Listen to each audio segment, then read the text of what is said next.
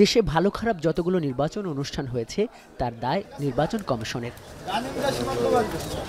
সংবিধানের ১১৮ অনুচ্ছেদে আছে নির্বাচন কমিশন নিয়োগের বিধান। এখানে বলা হয়েছে রাষ্ট্রপতি প্রধান নির্বাচন কমিশনার সহ অন্যান্য কমিশনারদের নিয়োগদান করবেন। তবে সংবিধানের ৪৮-এর ৩ অনুচ্ছেদে রাষ্ট্রপতির নিয়োগদানের ক্ষমতা সংকুচিত আছে। সেখানে বলা হয়েছে দুটি জায়গা বাদে রাষ্ট্রপতি তার সকল দায়িত্ব প্রধানমন্ত্রীর পরামর্শ অনুযায়ী পালন করবেন।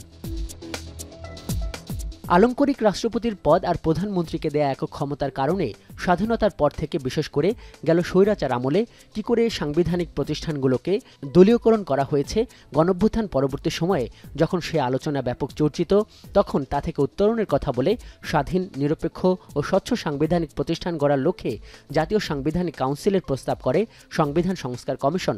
এতে বলা হয়, যখন আইনসভা থাকবে তখন এই কাউন্সিল হবে সংসদের সরকারি ও বিরোধী দলের সদস্যদের সমন্বয়ে, থাকবে রাষ্ট্রপতি ও প্রধান বিচারপতি। কমিশন দাবি করে এর মাধ্যমে নির্বাচন কমিশন, অ্যাটর্নি জেনারেল, সরকারি কর্ম কমিশন, দুর্নীতি দমন কমিশন, প্রতিরক্ষা বাহিনীর প্রধানগণ সহ আইন দ্বারা নির্ধারিত পদগুলোর নিয়োগ হলে প্রতিষ্ঠানগুলো নিরপেক্ষ ও স্বাধীন হবে। Hire Google TV, endless color, smart living. জাতীয় ঐকমত্য কমিশনের দ্বিতীয় দফার দ্বিতীয় দিনের আলোচনার জন্য ৩টি বিষয় নির্ধারিত থাকলেও মূলত গুরুত্ব পায় এনসিসি গঠনের এই বিষয়টি। প্রায় ৬ ঘন্টা ঐকমত্য কমিশনের সঙ্গে দলগুলোর আলোচনায় এর পক্ষে মত দেয় জামাত, এনসিপি সহ অধিকাংশ দল। এনসিসি যদি না হয় তাহলে আমাদের কিন্তু সংস্কারের যে একটা মৌলিক পয়েন্ট ছিল সেটাই আমরা ক্ষতিগ্রস্ত হব। যারা এই সাংবিধানিক প্রতিষ্ঠানগুলো যাতে নিরপেক্ষভাবে কাজ করতে পারে, সরকারের হস্তক্ষেপ ছাড়া, নির্বাহী বিভাগের হস্তক্ষেপ ছাড়া, যারা বিভিন্ন দিন দীর্ঘ সময় পর্যন্ত যারা আন্দোলন সংগ্রাম করেছে, তাদের অনেকে আজকে দেখলাম ভিন্ন স্বরে কথা বলছে। তারা এই মুহূর্তে এটা চায় না। তো এটা আমাদের কাছে একটু রহস্যজনক মনে হলো। বাংলাদেশের ইতিহাসে আমাদের গণতান্ত্রিক রাষ্ট্র গঠনের ক্ষেত্রে অত্যন্ত জরুরি একটি পদক্ষেপ বলে আমরা মনে করি। একটা ঐতিহাসিক সিদ্ধান্ত হবে যদি আমরা এই কাজ করতে পারি। এই প্রস্তাবে নীতিগতভাবে বিপ্লবী ওয়ার্কার্স পার্টি, গণতন্ত্র মঞ্চের দলগুলো নীতিগতভাবে এ ব্যাপারে আমরা একমত। আমরা যে সাংবিধানিক প্রতিষ্ঠানসমূহ অতীতে যেভাবে কার্যকর করা হয়েছে, দলদাসে পরিণত করা হয়েছে, তার থেকে উত্তরণের জন্য আমরা মনে করি আজকে এনসিসির যে প্রস্তাব সেটি অত্যন্ত গুরুত্বপূর্ণ। মৌলিক সংস্কার হলেই আমরা এই দলিলকে সমর্থন করব বা এই প্রক্রিয়ায় যাব, তখন আমরা আমাদের কনসিডারেশন করা লাগবে সেটা আমরা চিন্তা ভাবনা করব। কিন্তু যদি মৌলিক বিষয় ছাড়া অগুরুত্বপূর্ণ বিষয়ে ঐক্যমত হয় তাহলে সেটা আসলে আমাদের শাসন ব্যবস্থার, রাষ্ট্র কাঠামোর কোনো পরিবর্তন হবে না, সেটাকে আমরা মৌলিক সংস্কার হিসেবে বিবেচনা করব না। সব বিষয়ে যেখানে যেখানে কন্ট্রোভার্সি থাকবে, ডিফারেন্স থাকবে, আমরা সেই জন্য বলেছি ওইগুলা ডিফারেন্স সহ, নোট সহ গণভোটের জন্য দিয়ে দেওয়া। লেট আমাদের জনগণই এটার উপরে চূড়ান্ত সিদ্ধান্ত নেবে। তবে আগের মতোই এনসিসি গঠনের বিরোধিতা করেছে বিএনপি। তাদের যুক্তি, এনসিসি গঠন হলে বিভক্ত হবে নির্বাহী বিভাগের ক্ষমতা, যা অস্থিতিশীলতা তৈরি করবে।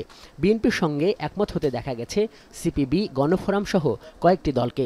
বিরোধী দলীয় নেতা এবং সংসদ নেতাও সেটাতে স্বাক্ষর করবেন। ফলে এটা একটি স্বৈরতান্ত্রিক প্রতিষ্ঠানে পরিণত করার একটি অপচেষ্টা, সেটা আজকের এই কমিশনের গণফোরামের পক্ষ থেকে আমরা জানিয়েছি। এই যে সাংবিধানিক কাউন্সিল সহ যে ত্রুটির মধ্য দিয়ে এই যে একক কর্তৃত্ববাদী ক্ষমতা, স্বৈরাচারের ক্ষমতা কাঠামো গড়ে ওঠে, আমরা বলেছি এইটা ভাঙার জন্যে নীতিগতভাবে আমরা আরও বড় সংস্কার করতে চাই। কিন্তু সেই সংস্কারের প্রধান ধাপ হবে কোনটা? সেটা হচ্ছে একটা সুষ্ঠু গ্রহণযোগ্য পার্লামেন্ট। এত দায়িত্ব, এত ক্ষমতা, এত নিয়ম, কিন্তু তাদের অ্যাকাউন্টেবিলিটি কোথায়? জবাবদিহিতে আছে? নাই। যদি অথরিটি থাকে, পাওয়ার ফাংশন থাকে, কিন্তু অ্যাকাউন্টেবিলিটি থাকে না, সেই রকম কোনো প্রতিষ্ঠানের প্রতি আমরা ডেমোক্রেটিক পার্টি হিসেবে সমর্থন জানাতে পারি না। আরেকটা কথা হচ্ছে, এই ফাংশনগুলো সেপারেট করে আরেকটা অর্গান সৃষ্টি করার মধ্য দিয়ে কিন্তু একটা ইমব্যালেন্স সৃষ্টি করা হবে। কেবলমাত্র প্রধান বিচারপতি ছাড়া প্রত্যেকেই নির্বাচিত প্রতিনিধি, ফলে তাদের জবাবদিহিতা নিঃসন্দেহে যাদের হাতে নির্বাচিত হয়েছেন তাদের কাছে থাকে। প্রতিষ্ঠান হিসেবে এনসিসির জবাবদিহিতার প্রশ্ন যদি ওঠে তাহলে এটাও মনে রাখতে হবে আমাদের যে জবাবদিহিতার ব্যবস্থাটা কাঠামোগতভাবেই তৈরি করা যায়।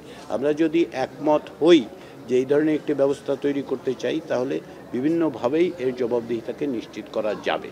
এদিন রাষ্ট্রপতি নির্বাচন পদ্ধতি নিয়েও আলোচনা হয়। এই প্রস্তাবেও মিশ্র প্রতিক্রিয়া দেখা গেছে দলগুলোর মধ্যে। এসব বিষয় বাদে আজকের বৈঠকে আলোচনা জুগিয়েছে বাম নেতাদের সভা বয়কট করে আবার যোগ দেয়া এবং জামাতের একদিন বৈঠকে অনুপস্থিত থেকে আবার নিয়মিত হওয়া। ঐকমত্য কমিশন বলছে রাজনৈতিক দলগুলোকে নিয়ে সিদ্ধান্তে পৌঁছাতে এই আলোচনা আগামী সপ্তাহেও চলবে।